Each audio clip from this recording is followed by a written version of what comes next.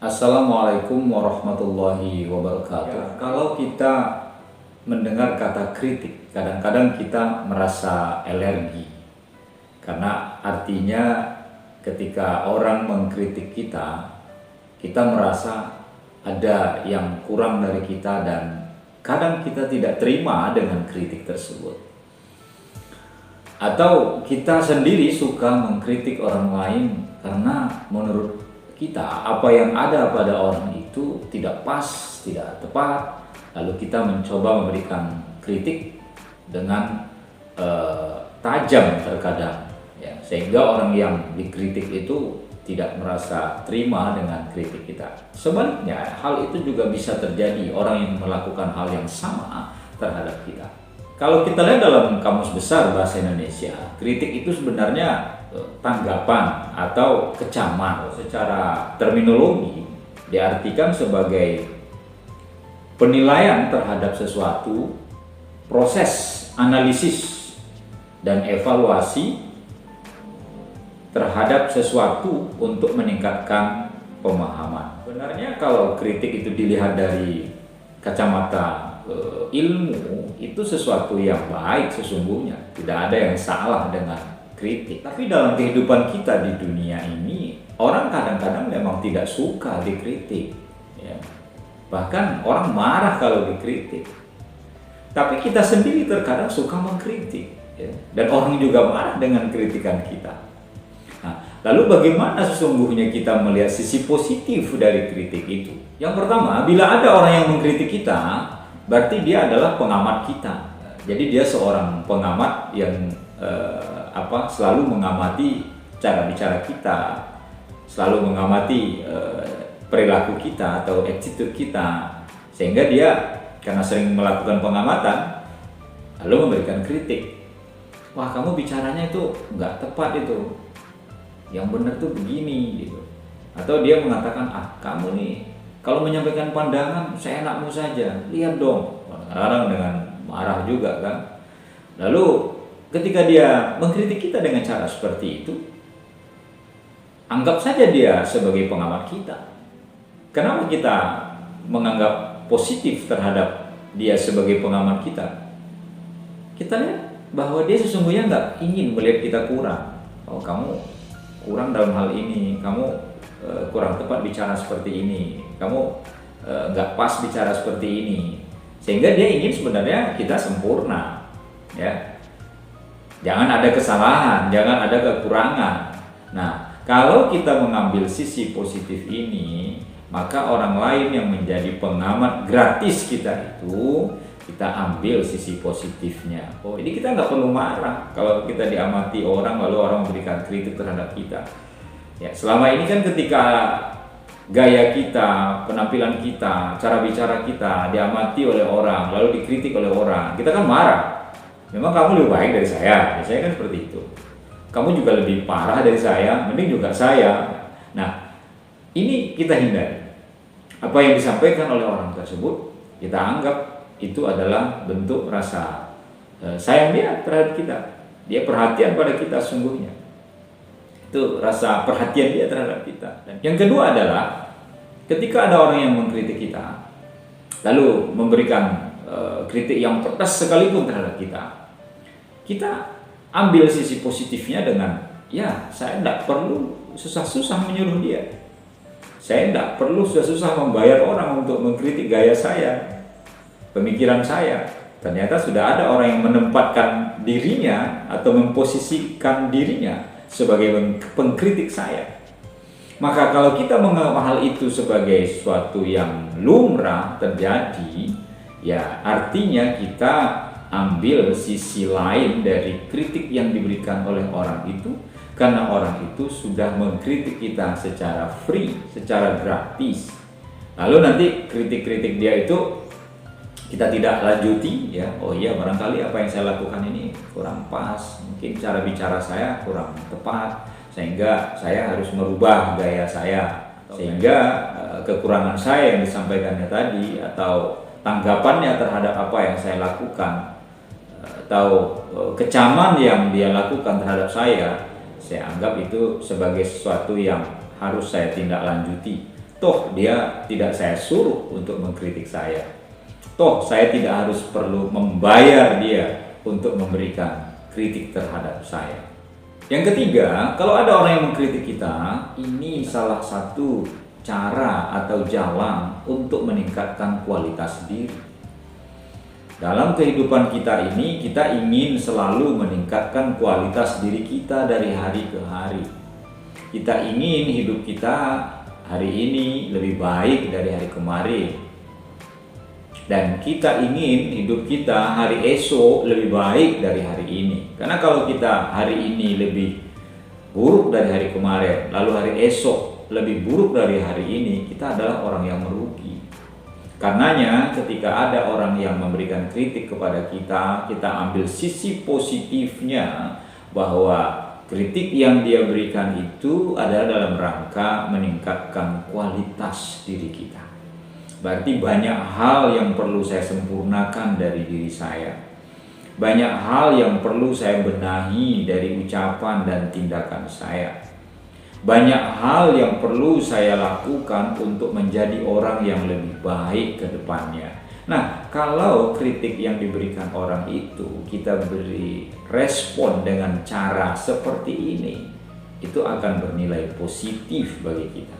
Jadi kritik orang terhadap kita justru positif, dan kita mengambil sisi positif dari kritik orang tanpa harus kita merasa tersinggung, apalagi kita membalas kritik yang lebih pedas dan lebih tajam lagi dan secara personal terhadap orang itu justru hanya akan merugikan diri kita. Justru kualitas diri kita semakin turun. Tetapi ketika kita meresponnya dengan positif, bahwa kritik itu dalam rangka meningkatkan kualitas diri kita, maka dari sini kita akan selalu berupaya ke depannya untuk selalu menjadi orang yang baik, untuk selalu menjadi orang yang bisa meningkatkan kualitas dirinya dari hari ke hari. Yang keempat, bahwa sisi lain dari kritik itu atau sisi positif dari kritik orang lain terhadap kita adalah bahwa ternyata kita punya banyak kekurangan, kita punya banyak kelemahan, sehingga kita berupaya untuk mengisi kekurangan kita itu dengan kelebihan yang kita miliki, menutup kelemahan yang kita miliki itu dengan keutamaan-keutamaan yang kita bisa kejar.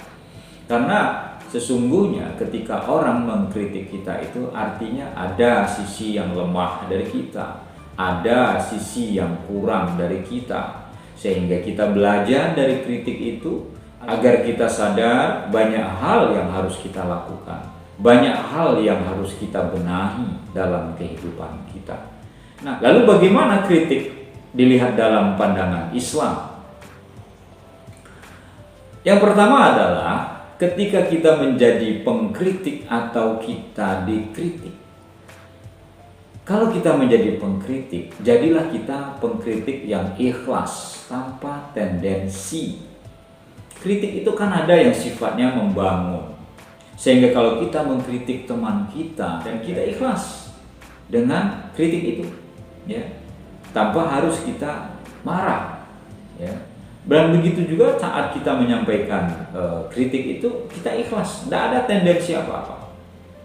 Ketika kita mengkritik kawan kita sampaikan bahwa saya mengkritisi kamu, saya nggak punya tendensi apa-apa. Tujuan saya karena saya sayang kepada kamu, ya, dan saya ikhlas melakukan kritik ini. Kalau kamu terima ya alhamdulillah, kalau nggak apa-apa. Nah, yang dikritik pun juga ikhlas dengan kritik itu. Kamu mengkritik saya seperti itu, ya saya terima itu sebagai kritik yang membangun buat saya. Bagi saya kritik itu bukan suatu yang menghancurkan. Bukan. Kadang kita merasa rendah ketika dikritik orang dan merasa jatuh. Tapi kadang kita merasa senang, ya, sangat bahagia ketika dipuja dan dipuji oleh orang lain. Padahal kalau kita lihat secara objektif, kalau kita dikritik oleh orang lain, sesungguhnya kita sedang mencoba mengangkat diri kita dari kekurangan agar memiliki kelebihan.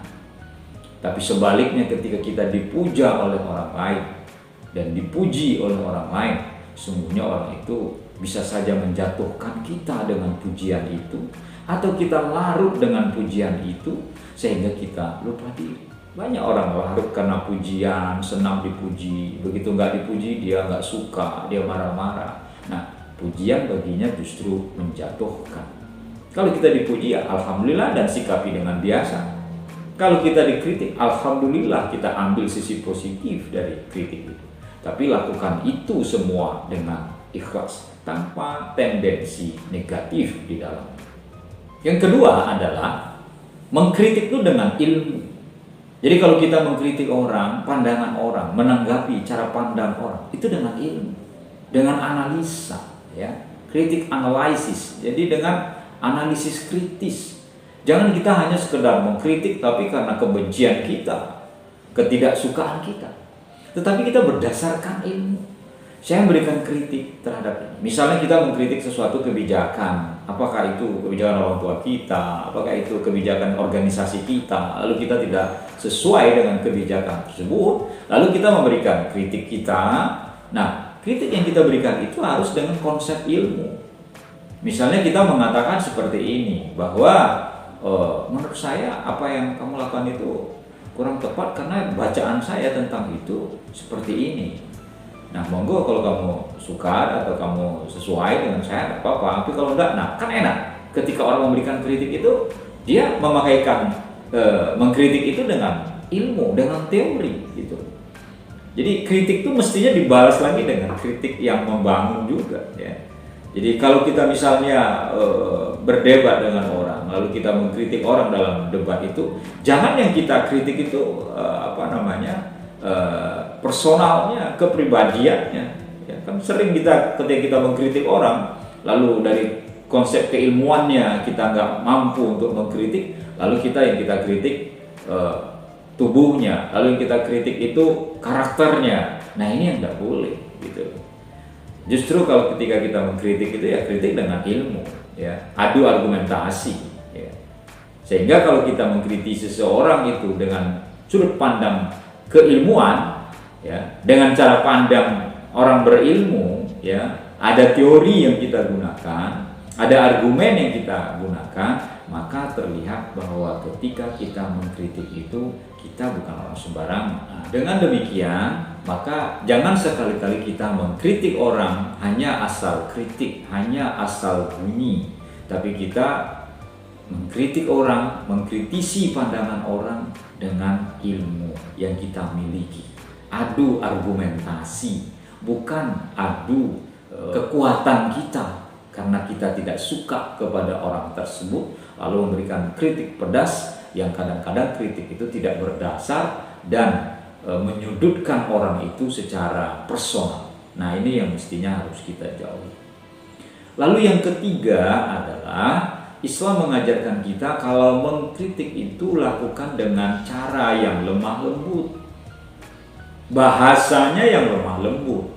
Cara mengucapkannya pun dengan lemah lembut. Tindakan kita pun dengan lemah lembut. Kalau kita misalnya bicara dengan orang, lalu kita berikan kritik kita kepada orang dengan cara yang kasar, ya barangkali orang mendengar cara kita mengkritik itu orang sudah nggak suka, walaupun mungkin benar yang dikritik itu, ya. Tapi kalau dengan bahasa yang baik, bahasa yang elegan tanpa bermaksud menjatuhkan orang itu, maka itu akan mengena, ya. Dan orang tidak merasa direndahkan dan orang tidak merasa terhina karena tujuan kita melakukan kritik itu dengan cara lemah lembut.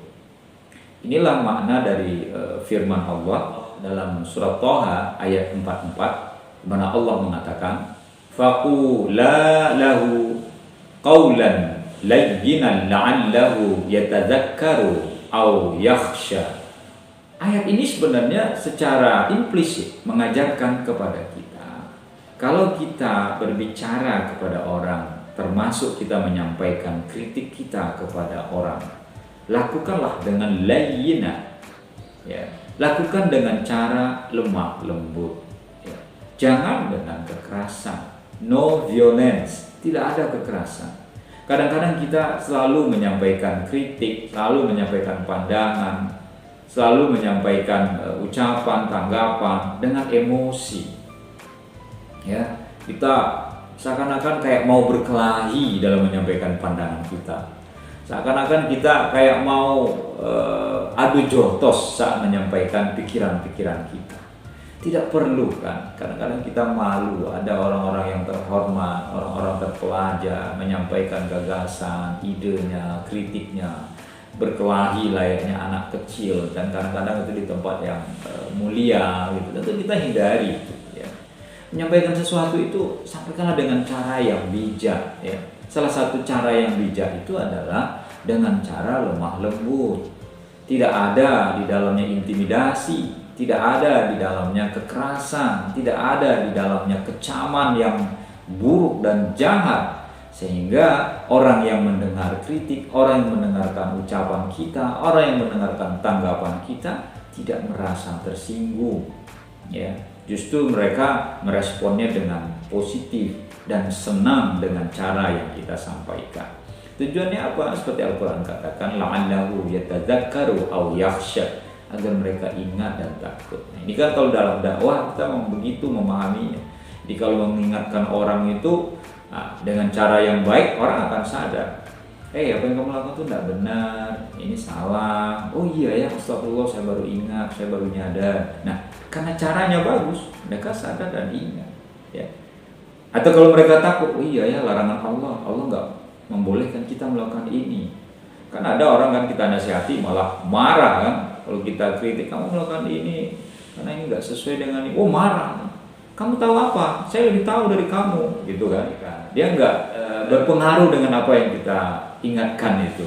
Nah, maka spirit ayat ini mengajarkan kepada kita bagaimana sesungguhnya Islam itu mengajarkan kita untuk melakukan kritik dengan cara baik, untuk berbicara dengan siapapun dengan cara baik, untuk menyampaikan aspirasi dengan cara baik, dan orang yang menerima ucapan, kritikan, tanggapan, atau yang diberi aspirasi pun menanggapinya dengan baik. Saling mengingatkan dalam agama itu penting, ya. Kenapa? Agama itu adalah nasihat. Wa tawassaw bil haqq wa tawassaw bis sabr. Jadi ketika kita berwasiat dengan cara sabar dan dengan cara benar, ya, itu akan mengena. Tetapi kalau kita lakukan dengan cara kekerasan dan cara yang tidak fair atau dengan cara negatif, maka yang terjadi kemudian apa yang kita harapkan tidak akan terwujud. Ramadan mengajarkan kita untuk berbicara dengan baik, karena puasa bukan hanya mempuasakan perut kita, tapi mempuasakan mulut kita, agar kita terhindar dari kata-kata kotor, agar kita terhindar dari kata-kata kasar, agar kita terhindar dari kata-kata mengecam orang, merendahkan orang lain. Karena puasa itu sendiri sesungguhnya mengendalikan nafsu kita, mulut kita, hidung kita, mata kita, pendengaran kita, dan seluruh anggota tubuh kita untuk tidak melakukan hal-hal yang bertentangan dengan nilai agama, dan kita puasakan selama kita melaksanakan ibadah puasa. Semoga ada manfaatnya. Assalamualaikum warahmatullahi wabarakatuh.